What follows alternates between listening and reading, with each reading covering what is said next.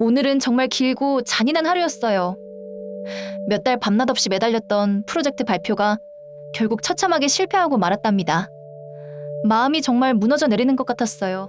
팀장님의 차가운 시선과 동료들의 애매한 위로 속에서 저는 마치 영혼이 빠져나가는 기분이었어요.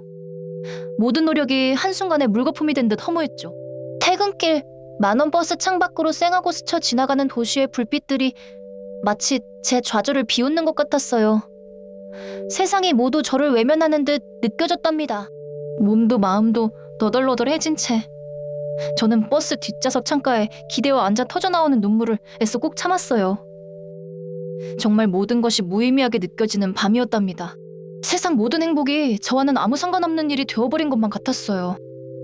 깊은 허무감에 잠겨 앞으로 어떻게 살아가야 할지 막막한 심정이었답니다. 그때였어요. 웅성이는 버스 소음 속에서도 유독 제 어깨에 느껴지는 작은 톡톡거림이 있었죠. 너무나 뜻밖의 접촉에 저는 놀라 고개를 돌렸어요. 고개를 돌리자 옆자리 엄마 품에 안겨있던 대여섯 살쯤 되는 아이가 저를 올려다보고 있었어요. 맑고 커다란 눈망울에는 걱정스러운 빛이 역력했답니다. 아이는 말없이 제 손에 쥐고 있던 알록달록한 막대 사탕 하나를 제게 내밀었어요. 작은 손가락이 사탕을 쥔 채 바들바들 떨리는 모습이었죠. 울지 마세요. 아이의 작은 입에서 앵앵거리는 목소리가 흘러나왔어요. 너무나 순수하고 예상치 못한 위로의 말에 저는 순간 멍해질 수밖에 없었답니다. 억지로 참아왔던 눈물이 결국 왈칵 쏟아졌어요. 당황스러움과 동시에 너무나 뜻밖의 따뜻함에 가슴이 저리 태우는 것을 느낄 수 있었답니다. 죄송합니다. 저는 급히 사과하며 눈물을 닦으려 했어요. 아이 엄마는 미안한 표정으로 아이를 제지하려 했지만 저는 괜찮다고 손을 저었답니다. 아니에요, 괜찮아요. 고맙습니다. 저는 아이의 손에 들린 사탕을 조심스럽게 받아들였어요. 아직 온기가 남아있는 사탕에서 달콤한 향기가 코끝을 스쳤죠.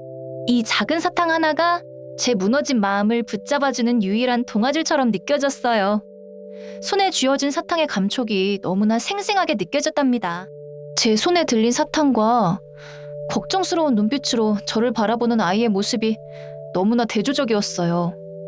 이 작은 사탕이 저에게는 세상 전부와 같았죠.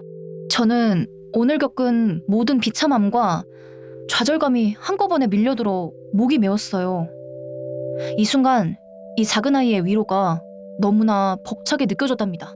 왜 하필 이 순간에 이 어린아이가 나에게 이런 달콤한 위로를 건네는 걸까?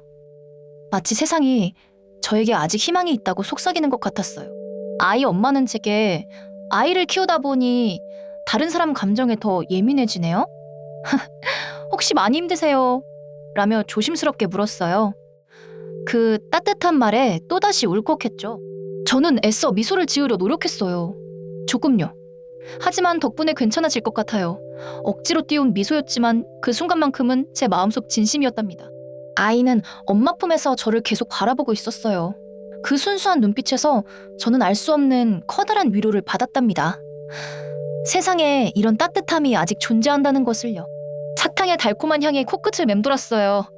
이 작은 사탕 하나가 제가 무너지지 않도록 붙잡아주는 든든한 존재가 되어주었죠. 삶이 다시 시작될 수 있다는 희망처럼 느껴졌어요. 얼마 지나지 않아 아이와 엄마는 다음 정류장에서 내릴 준비를 했어요. 짧은 만남이었지만 벌써 아쉬움이 밀려왔답니다.